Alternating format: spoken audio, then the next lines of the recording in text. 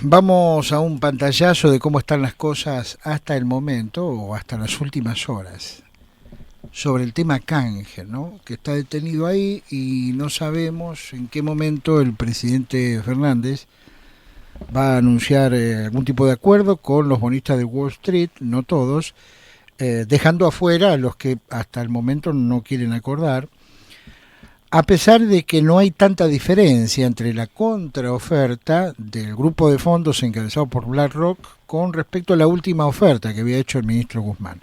Sí la hay, lógicamente, desde la oferta inicial que hizo el ministro del gobierno argentino, ¿no?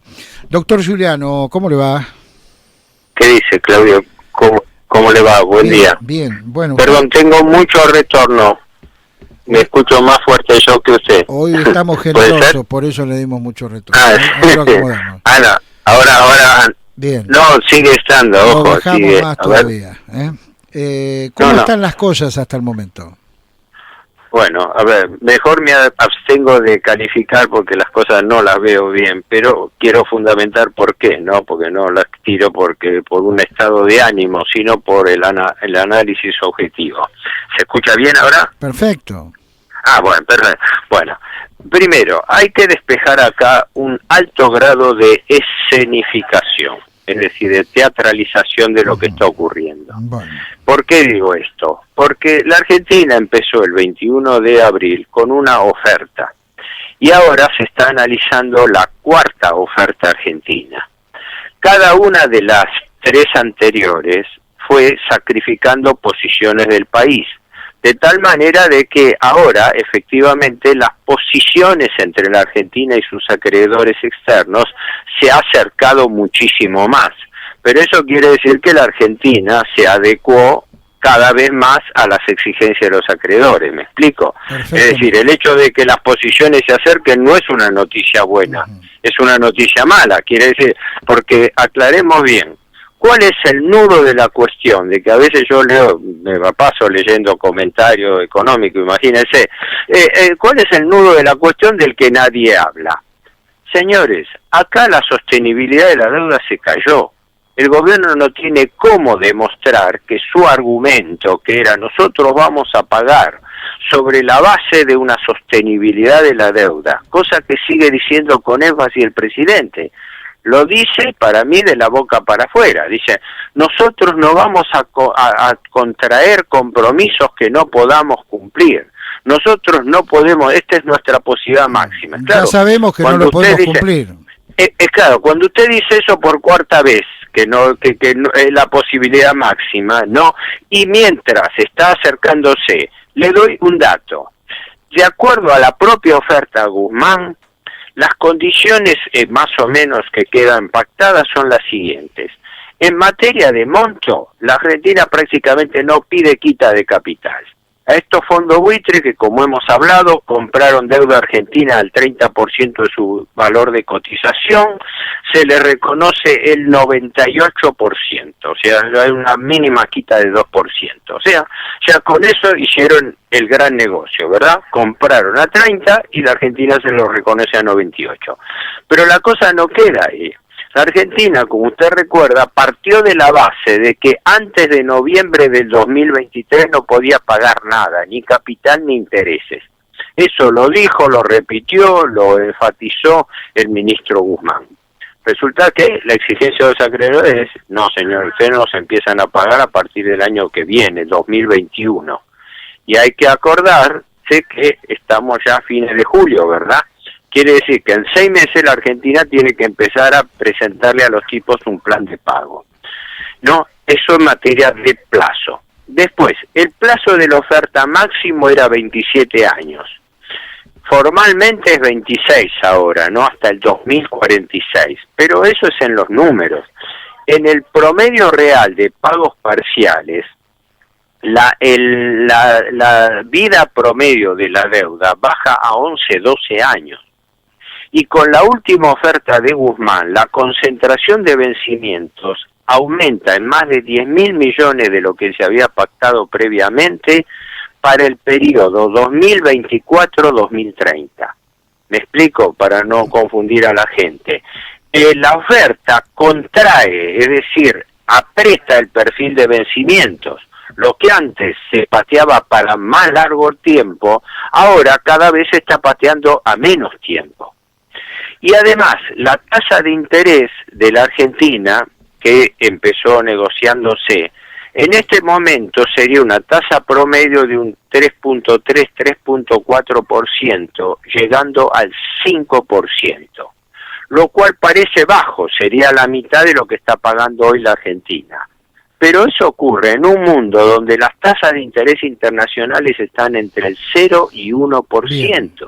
Quiere decir que la Argentina estaría aceptando pagar 4 a 5 veces más la tasa de interés que se paga en el mercado mundial. Ahora, por eso le digo que no es, perdón, redondeo, por eso le digo que no es estado de ánimo, no es pesimismo, es el análisis objetivo de las variables que está manejando el gobierno. Con respecto a la oferta original del canje, un canje que aunque no nos cobren intereses se va a hacer extremadamente difícil pagar, ¿no? Esta es la realidad. A hoy, ¿qué diferencia en dólares tenemos? ¿Cuánto de más le hemos cargado a la cuenta? En valor absoluto es difícil medirlo. Lo único que le puedo decir que en términos muy groseros, porque es valor constante y ese valor se va ajustando en parte con el tiempo, pero en este momento con los acreedores externos se negocia un total de unos 66.000 millones de dólares. Y dentro de los 15 o años que sea el periodo de cumplimiento de la obligación, eso va a llegar a los 115.000. Quiere decir que prácticamente se va a duplicar. Significa, en buen romance, que el país, al refinanciar esta deuda, va a pagar tanto de intereses como de capital. ¿Me explico? Usted tiene una deuda hoy de 66.000 y dentro de cuando termine de pagar va a haber pagado 115.000 millones, lo cual significa que ha duplicado, con un detalle que para mí le agrego es fundamental y la verdad es lapidario, que es lo siguiente: ¿cómo diablos piensa pagar la deuda la Argentina que concerte con estos acreedores? No puede pagarla. Entonces, ¿cómo es la receta? La receta es la siguiente: yo llego con ustedes, Fondo Buitre, a un acuerdo.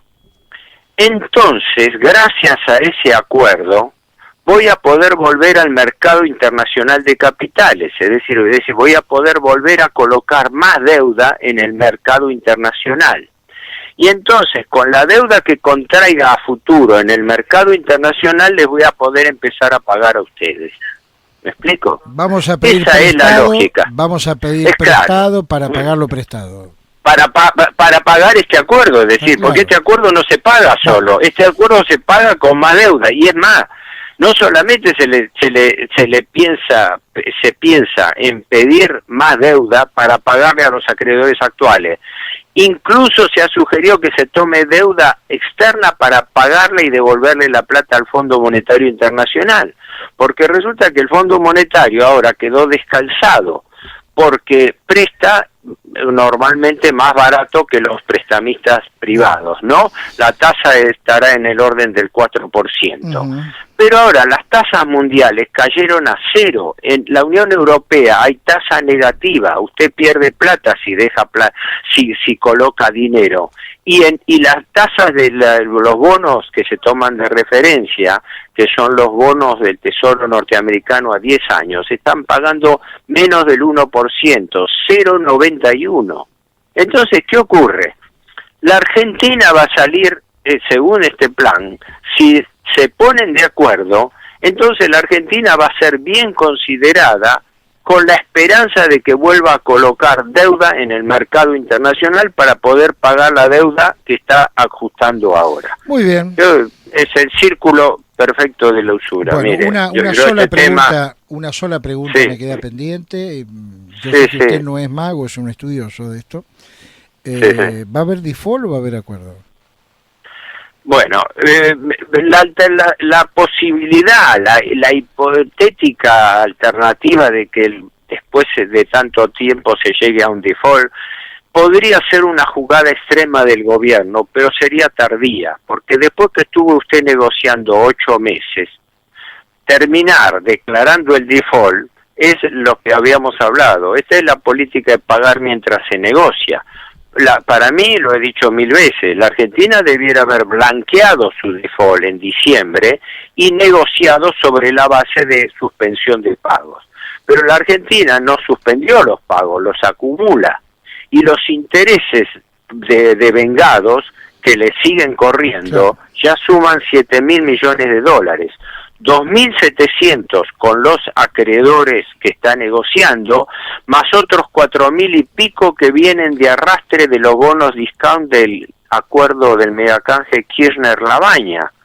Porque cabe la aclaración, de estos 66.000 millones que se están negociando, el 60% es deuda contraída por Macri, pero el 40% restante es deuda de arrastre que viene del megacanje Kirchner-Labaña del 2005. Bien. Y en ese momento el presidente actual era jefe de gabinete de Kirchner, ¿no?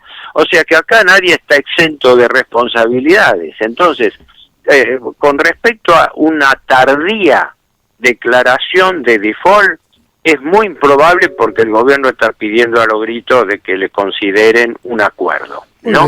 Es muy improbable, pero aún en el hipotético caso que se hiciera, es tardío porque ya en el ínterin le cayeron intereses corridos por más de 7.000 millones. Doctor Giuliano, como siempre, bueno, ¿usted cuántas horas al día le dedica a todos estos temas?